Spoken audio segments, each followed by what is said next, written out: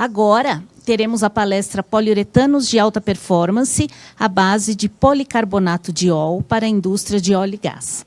E a palestrante é Paula Alves Donantoni, que é especialista em desenvolvimento de negócios Latam. Paula, prazer ter vocês novamente. A UB também é um grande parceiro, sempre nos auxiliando nos eventos, né, para que a gente possa ter novidades e soluções de grande uso, de grande importância para vários mercados. Então, boa apresentação, Paula. Obrigada, Simone. Bom dia a todos. Mais uma vez, a gente aqui com vocês, né, para falar um pouquinho de tecnologia para a indústria de óleo e gás. Então, eu sou a responsável aqui da América do Sul para o desenvolvimento da UB. Então, hoje a gente vai começar falando um pouquinho mais quem é a UB, né? Eu acho que ainda é um nome muito novo para vocês por aqui.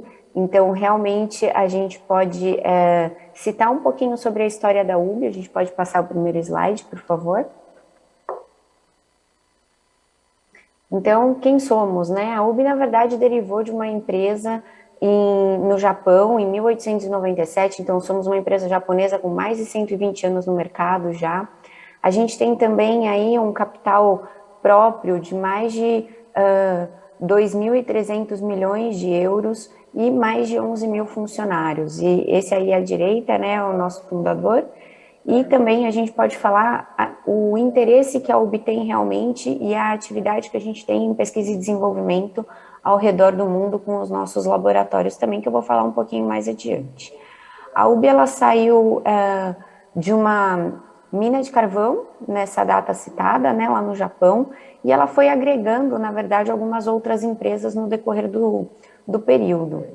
Com isso, ela só se tornou UB em 1942, que realmente veio da derivação do nome da cidade onde a gente tem aí o nosso maior polo industrial.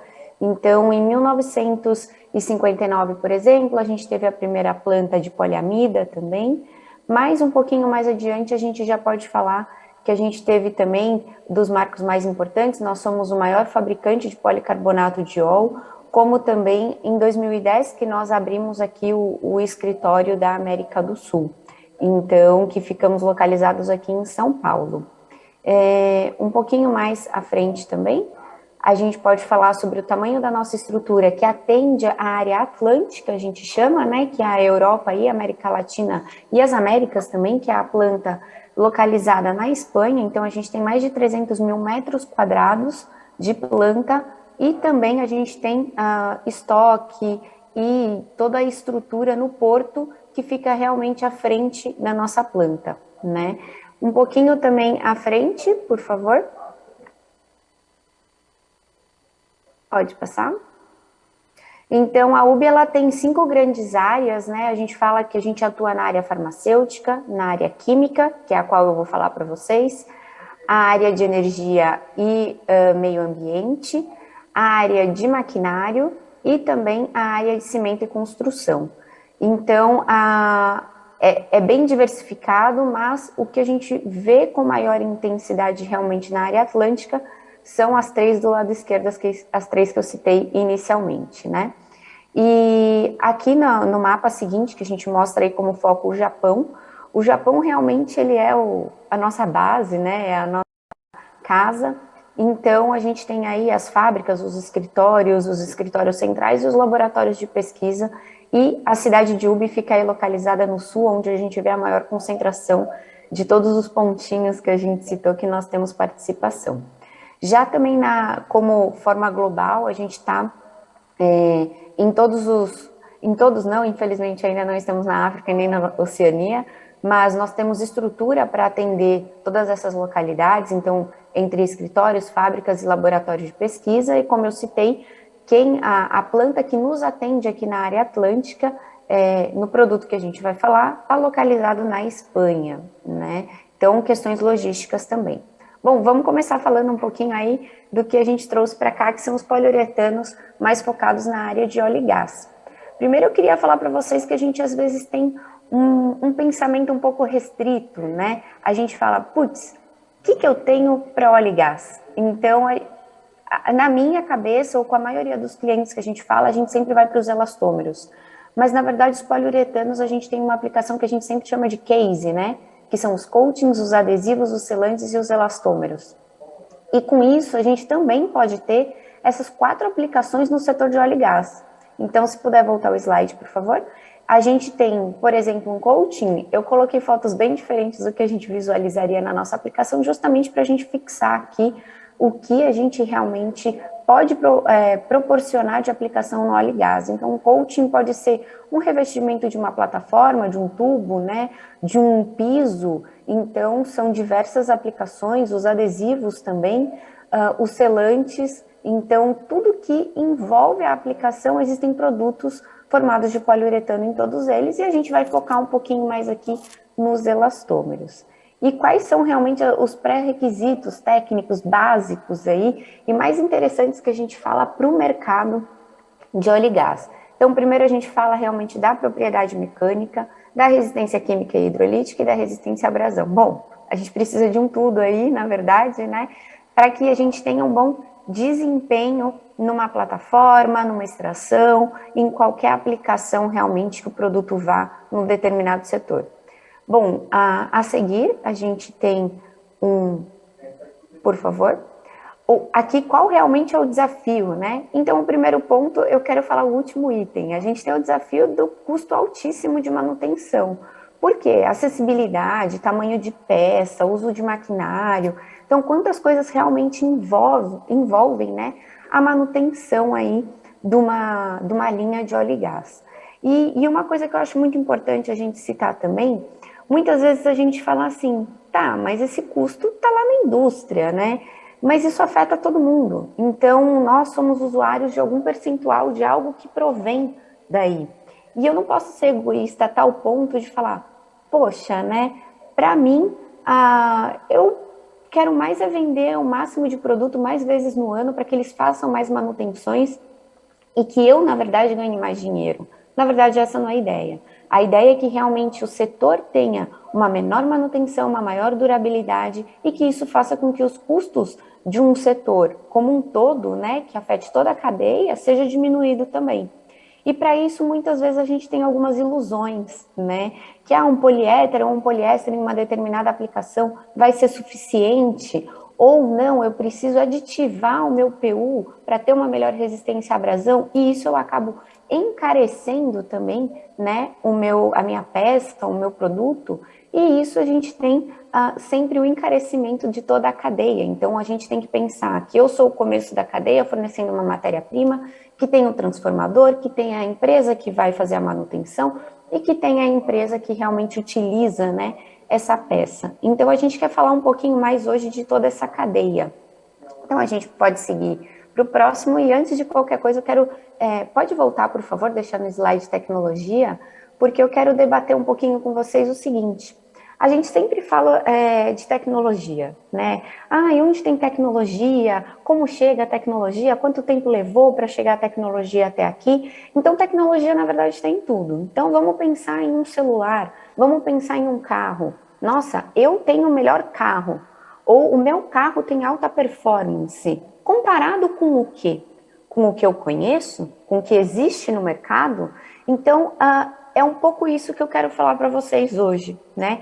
Que ponto de tecnologia a gente realmente conhece? E o que a gente está trazendo aqui é uma tecnologia que eu escutei há pouco tempo de um cliente, é uma tecnologia realmente que ninguém quer trazer para o Brasil. Sabe quando a gente vai visitar uma feira fora? Na Alemanha, na França, nos Estados Unidos, e o pessoal pega e comenta, poxa, encontrei uma tecnologia, um produto novo incrível, né?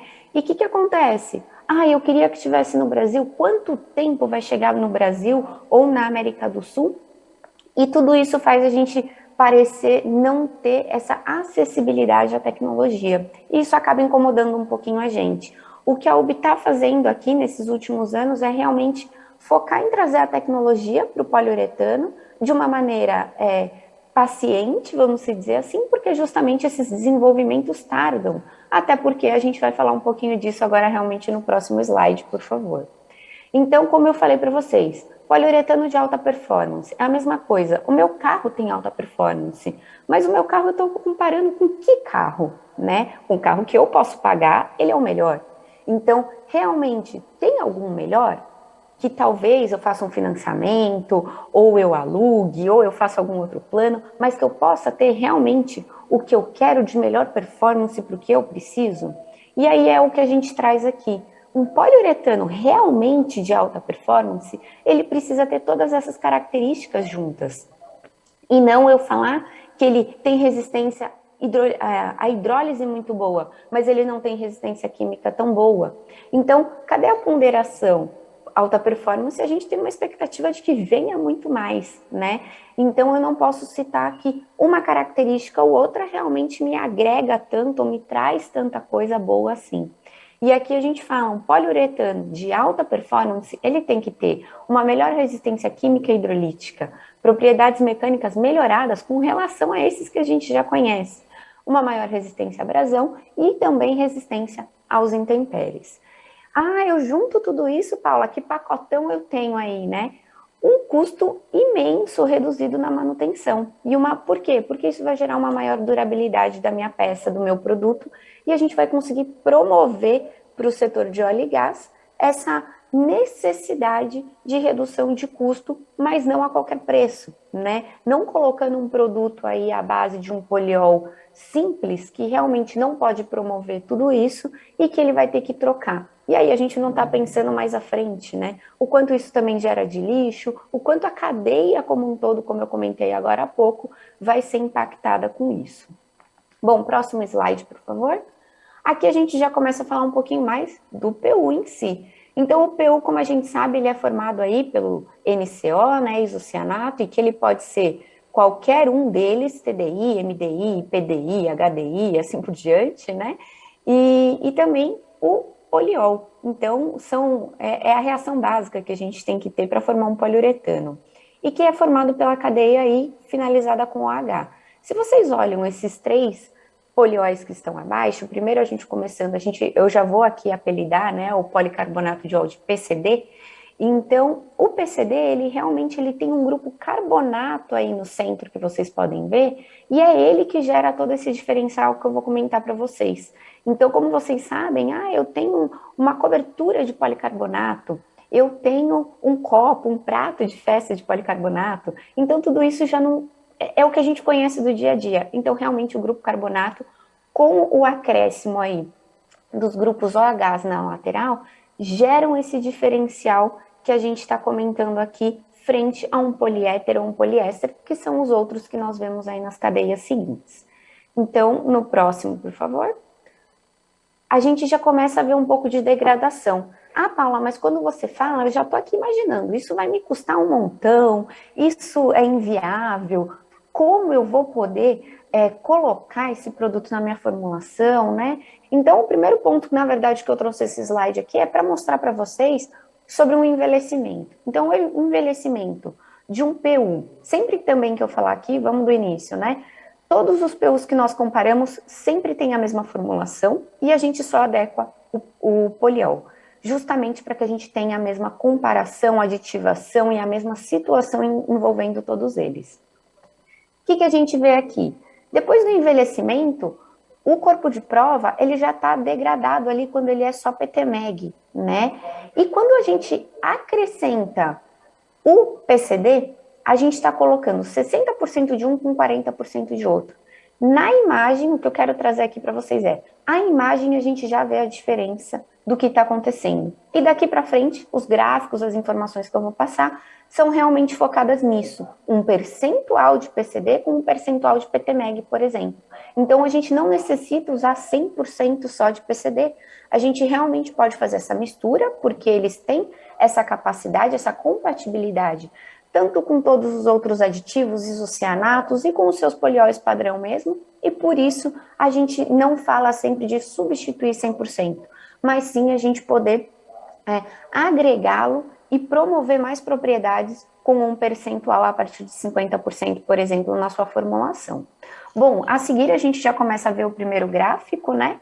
E que aí a gente tem uma comparação eu gosto sempre de trazer dessa maneira, de uma variação de uma propriedade. O que isso significa? Quanto menos variar, melhor o produto, maior estabilidade ele tem, correto? Por quê? Porque eu tive uma propriedade inicial, coloquei o meu produto a condições extremas e depois disso eu analiso ele novamente. O quanto ele variou nesse período é realmente o quanto ele é interessante para mim, vamos dizer assim, porque ele tem mais durabilidade e estabilidade.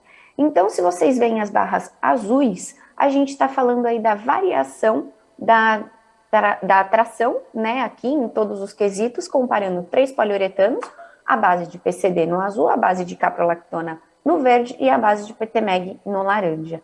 Então, a gente vê que as variações aí são, com relação à resistência ao calor, são de 20 aproximadamente a 90%. Então, é interessante eu ter um PU que vai variar 90% depois de estar exposto a 50 dias a 120 graus? Claro que não. Isso já mostra o quanto ele está se degradando. Então, aí a gente vê que também na resistência química, a gente tem muito parecida a capro com o PTMEG, né? Então, eles estão ali praticamente na mesma linha do gráfico e que a gente pode falar que também, mesmo o PCD ainda tendo uma variação de praticamente 30%, a gente ainda está com um percentual melhor, né? E também a gente tem a resistência à hidrólise e aos intempéries. E sempre o PCD com uma variação e uma retenção dessa propriedade ao longo do tempo. Então, isso a gente consegue demonstrar por essa variação de medição aí das propriedades. Eu vou mostrar um pouquinho mais para frente outros gráficos, aí vocês têm na tela como foram ensaiados, tudo normatizado realmente, e também a gente tem esses comentários através de clientes, né, o quanto isso promove realmente e é real. Então, não são só testes de laboratórios que a gente mostra por aqui. Então, o próximo, por favor. Aqui a gente já pode falar um pouquinho mais de resistência química, e a gente fala da variação do alongamento. Então, a gente está trazendo outra propriedade, né, com relação ao alongamento até a ruptura. Então, quanto isso variou? E aí a gente coloca o laranja, que é o PU sem PCD, então sem a adição de um policarbonato, e o azul com a adição que a gente citou. Então, 60% de um, 40% do outro. E a gente consegue ver o quanto a variação é baixa. A gente tem uma estabilidade, mais uma vez, do produto. E isso mostra que ele tem uma capacidade de agregar resistência química, hidrolítica, resistência mecânica e também a intempéries. E complementando, a gente vai a mais um gráfico agora à frente. Que aí, aqui para mim fica bem pequenininho, mas eu acredito que vocês já consigam visualizar. A gente tem as propriedades mecânicas. Em laranja, a gente tem o PTMEG. E o outro, o que a gente comentou, 60% de PCD, 40% de PTMEG. E várias propriedades mecânicas sendo citadas. O que a gente tem aí? A diferença de variação que elas tiveram. Então, por exemplo, a gente tem aí que o PTMEG ele tem a capacidade de chegar, né, a 1 no módulo elástico. Então, a gente tem uma capacidade de 4 vezes mais, então de ser melhor incrementar isso com 60% do PCD na formulação. Então, detalhadamente, vocês podem olhar cada ponto desse gráfico e o quanto isso impactaria, né, na durabilidade do produto. Então, a gente promovendo diversas melhorias nas resistências mecânicas também. Paula, mas o que isso vai impactar, né? Mais uma vez, a gente está falando que isso você vai, como se fosse aditivar, né, o seu material com um poliol melhor. Então, eu uso 100% de PTMEG, eu tiro 50, ponho 50 do PCD, às vezes tem que dar alguns ajustes na formulação, mas sempre com os mesmos produtos, mesmo procedimento também, isso o pessoal fica muito chocado, mas vou ter que variar muito. O PCD, ele tem uma viscosidade um pouquinho superior aos outros polióis de mercado, mas nós também temos, por exemplo, peso molecular 1000, 2000, e aí você vai testar e vai adequar o seu processo também de uma maneira muito simples, na verdade, não são trocas muito chocantes que você vai ter aí na sua fábrica para que você realmente possa atingir um poliuretano dessa maneira. Próximo, por favor. Bom, aí a gente já começa a ver os gráficos que eu falei com relação àquele primeiro gráfico que a gente falou, aqui está um pouquinho mais detalhado. Então, é com relação ao tempo. Então, a gente embaixo cita, aí o primeiro é resistência à hidrólise. Então, a resistência à hidrólise no decorrer do tempo, comparando a retenção da tração. Então, a gente vê na linha azul a estabilidade, né? Então, a gente sempre vai dar uma olhadinha na linha azul. Já com relação ao gráfico da direita, a gente vê também com relação à degradação a óleo. Então, a gente vê aqui duas situações bem opostas, né? Eu preciso tanto da degradação à hidrólise quanto a óleo. E a gente está com as duas frentes aqui, mostrando para vocês aí, até 60 dias, o quanto essa propriedade e como essa propriedade vai decaindo. Então, se o meu cliente falar para mim, olha, eu tenho um rolo em um determinado processo e eu troco esse rolo a cada 5 dias e ele é à base de PTMEG, 100%. Será que se eu não colocar uns 50% de PCD aí na minha formulação já não vai me ajudar? Será, na verdade, que se eu substituir 100%, esse meu cliente vai me pagar, na verdade, 3, 4 vezes mais, porque o custo da manutenção dele ainda é muito mais alto do que ele pagar tão mais caro em um determinado produto, em uma determinada peça? A parada da máquina dele não está valendo a pena esse custo? Então, às vezes a gente fala isso e já pensa, nossa, Paula, você está falando de um produto, né? É uma Ferrari, um Mustang, um carro que eu não posso comprar. E não é isso, na verdade não é isso. Então, realmente é por isso que a gente está aqui para falar da tecnologia dessa maneira. E não só dela nua e crua, a gente já sabe, a gente conversa com clientes, estuda o mercado e que sim, tem toda a viabilidade disso ser feito. Então, a gente pode falar também dos próximos 2 gráficos, por favor. Que mais uma vez a gente está falando com relação à degradação do tempo. Se vocês olharem a estabilidade do produto, a gente tem estabilidade sempre superior às outras 2 classes. E isso é muito importante para o que a gente necessita, principalmente no setor de óleo e gás. Durabilidade para gerar menor custo de manutenção. Próximo. E aqui eu quero contar para vocês, na verdade, como a UB pode oferecer essa solução para que vocês testem, conheçam, né, ofereçam para o cliente testar também por um período para ver o diferencial que isso pode gerar e ter esse impacto positivo aí no dia a dia. Então, o primeiro ponto, a gente realmente tem uma linha de pré-polímeros. Então, como o pessoal da Petropase já citou, como funciona um pré-polímero, então também não vou entrar muito nisso. Então, a gente tem o nosso pré-polímero, que é a linha Eternatane, e que isso pode trazer... A gente sabe que no Brasil, na verdade, 90% das empresas preferem usar já um pré-polímero do que formular, às vezes, o seu pré-polímero. Então, a gente tem essa oportunidade, o nosso NCO, por exemplo, varia de 5 a 15, 16, e que a gente tem uma flexibilidade em trabalhar com esses pré-polímeros. Por quê?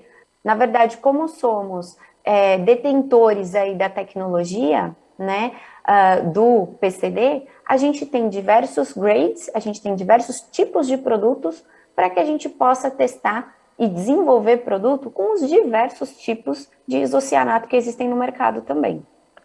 Então, essa é uma baita diferença. Por quê? Então ele também é compatível com todos os tipos de isocianato? Sim, também. Então, essa é uma questão. Eu preciso de um PU transparente. Eu preciso de um PU com mais resistência X, Y, Z. Ele está muito viscoso, ele está pouco viscoso. O que a gente precisa adequar realmente entre o produto, e é aí que a gente trabalha um pouquinho mais. A gente já tem algumas linhas desenvolvidas, né? Aí a gente brinca que é a nossa linha de frente, então realmente que já atendem e superam os pré-polímeros que já existem no mercado, e com isso a gente consegue promover que vocês testem, conheçam, façam aí pequenas peças, e entendam o que é esse diferencial. Mas também nós temos o poliol, então, que é a linha Eternacol. E isso nós temos pesos moleculares a partir de 500 até 3.000, nós temos polióis que são sólidos, viscosos, líquidos, temos copolímeros com PCD. Então, qual a sua necessidade? Aonde a gente precisa atingir aí de resistência e o quanto você vai substituir o seu poliol também para essa formulação, para que a gente possa obter o melhor poliuretano final. Então, lembra aquele poliol aquele poliuretano que eu acabei de falar para vocês? Eu tenho um poliuretano de alta performance. Aí a Paula aqui vai ficar do outro lado. O que é alta performance para você ou para o seu cliente? Então, vamos trabalhar para que realmente a gente consiga, através de uma frente ou de outra, imputar tecnologia no mercado brasileiro. Então, sabe quando a gente vai na feira dos Estados Unidos, na feira lá da Alemanha, e olha e fala, nossa, que sonho, né, ter um produto, um aditivo desse? A nossa ideia é essa, que a gente possa aqui promover, que vocês possam experimentar, e que quando surja um projeto, uma oportunidade, vocês vejam já qual é o diferencial e já tenham isso aprovado, porque realmente a gente sabe o potencial do óleo e gás aqui no Brasil e na América do Sul, que muitos de vocês, aí muitas empresas também promovem já para toda a América do Sul, e que isso é muito importante. Então, próximo, por favor. Para concluir, então, um pouco do que eu falei aqui para vocês, mencionando alguns tópicos e retomando, né, como conclusão. Então, o procedimento não muda de um pré-polímero. Ai, Paula, mas eu não sei, o seu é diferente. Não, os detalhes são muito pequenos de adequação no seu procedimento para você usar o nosso pré-polímero, por exemplo, ou usar o poliol em substituição de um poliol seu usual. A retenção das propriedades, que eu acho que aqui realmente, né, eu vou usar uma coisa que eu nem sei de que época que é, mas eu sempre ouvi, que é o suprassumo, né? É a retenção das propriedades. Então, a gente realmente tem isso como um brilho nos olhos para passar para o cliente junto com a durabilidade. Mas meu cliente não vai pagar, meu cliente não quer um produto melhor. Gente, quando a gente tem um problema, o que a gente mais quer, né? A gente justamente quer que alguém ajude a gente a solucionar, a gente quer que tenha um tipo de solução para o nosso problema, ou que alguém pelo menos olhe para nós, né? Tenha um pouco de compaixão, empatia, para buscar uma maneira de melhorar isso.